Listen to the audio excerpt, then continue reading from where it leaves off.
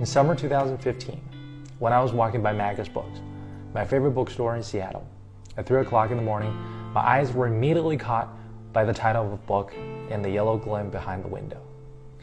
So I went there the next morning, bought it, and read it. The book is probably not the best collection of essays I ever read, but the title has since then stayed with me. The Moral Obligation to be Intelligent. What does that have to do with learning languages? Does speaking foreign languages make you more intelligent? It depends. Is the ability to speak another language part of intelligence? Not necessarily. But being intelligent and knowing foreign languages do share one thing in common. They're both painful.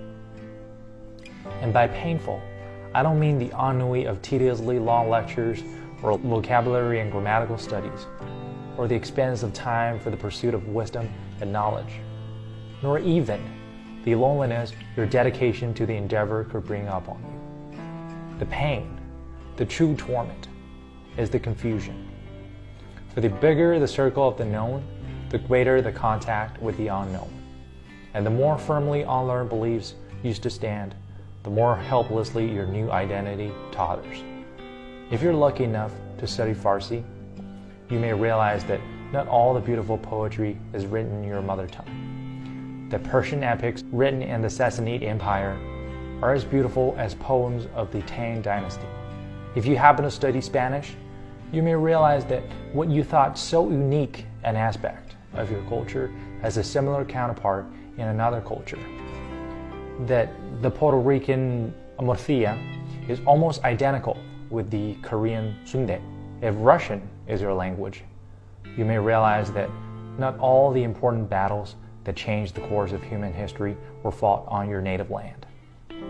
That the Russian defeat of the Golden Horde at the field of Kulikovo is no less significant than the reconquest of Granada in Spain. Can't you do this by reading history? One may ask. Yes, but history written by whom and for whom? Because you see, after learning a language, if you care enough, part of you becomes the member of the tribe to which the language belongs. And that cultural schizophrenia can be truly excruciating.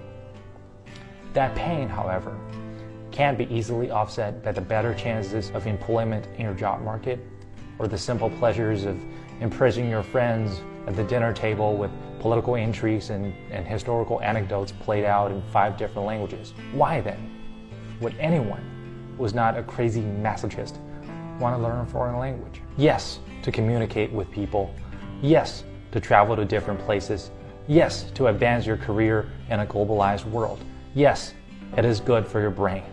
But more importantly, as potentially excruciating as it is for those curious enough to see the world as it is, and those brave enough to tear down the veils of bigotry, instead of comfortably hiding behind the linguistic barrier and refusing to step forward and know your fellow human beings, or even the so-called enemies. I am by no means accusing those not fond of foreign languages of being cowards. If anything, they have to be forever more on their guard of the bigotries, the fatuities, and the language barrier, and constantly seek more reliable sources of information. Indeed, the pursuit of knowledge is almost by definition a sort of masochism, and language learning is no exception.